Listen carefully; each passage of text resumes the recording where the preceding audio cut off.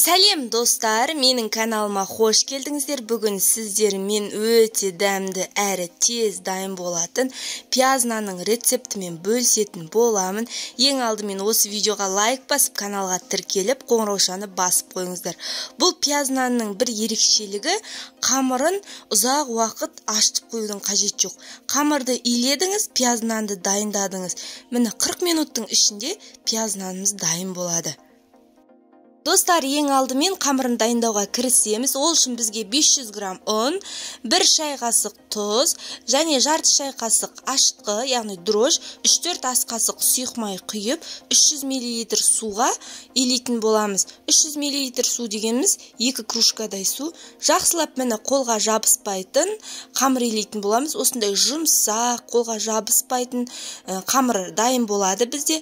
Қамырды илеп болғаннан кейін бетін салафанмен жауып қоя тұрамыз. Оған дейін біз начинкасын дайындайтын боламыз.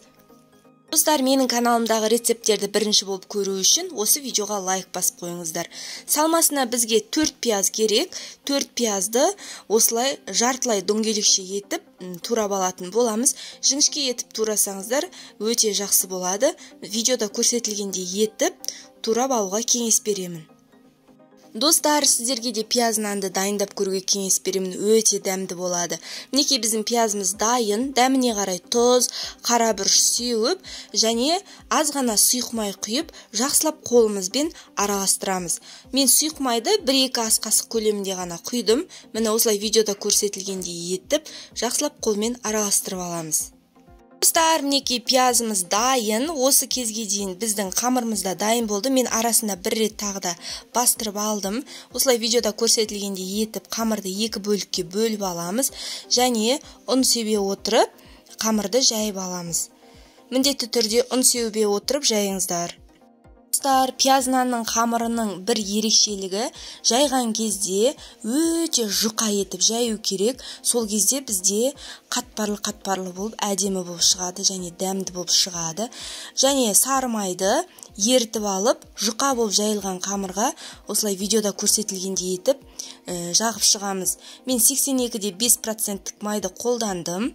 Осылай ерітіп аламыз да жағамыз. Пиязымыздың жарты бөлігін осылай видеода көрсетілгендей етіп сеуіп шығамыз. Және барлық жиегі-жиегіне, барлық бөлігіне жететіндей етіп жасаймыз.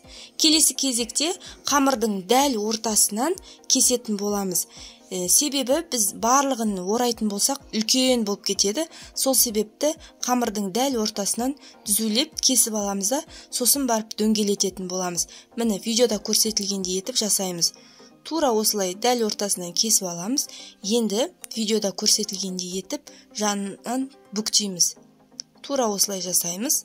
Сол кезде біздің пияз нанымыздың көлемі де, қалыңдығы да өте дәмді, керемет болып шығады.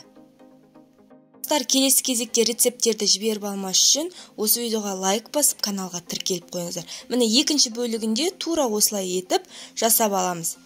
Міне енді пергамент қағазға, немесе сіздерде пергамент қағаз жоқ болса, противенді майлап алып, тура видеода көрсетілгендей етіп жасаймыз.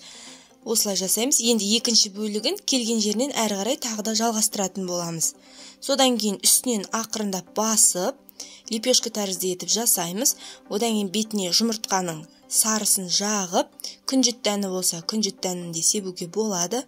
Мінекей осылай видеода көрсетілгендей етіп бетін бірінші басып аламыз.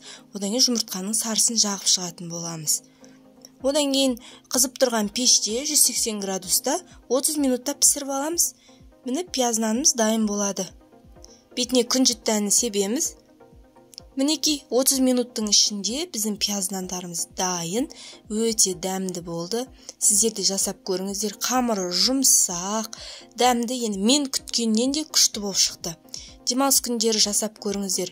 Достар, осы рецепті өз құрбыларыңызбен, достарыңызбен, туыстарыңызбен бөлісу үшін төмендегі поделиться деген бөлімді басып жіберсеңіздер болады. Өте күшті. Дәмі енді керемет. Бір қызығы, менің пияз жемейтін балам осы пияз нанды жасағанда пиязымен қосып жеді. Өте дәмді болғаны демек. Балаларға ұнаса, барлық адамның көңілінен шығады деген сөз. Міндетті түрде сіздер де жасап көріңіздер.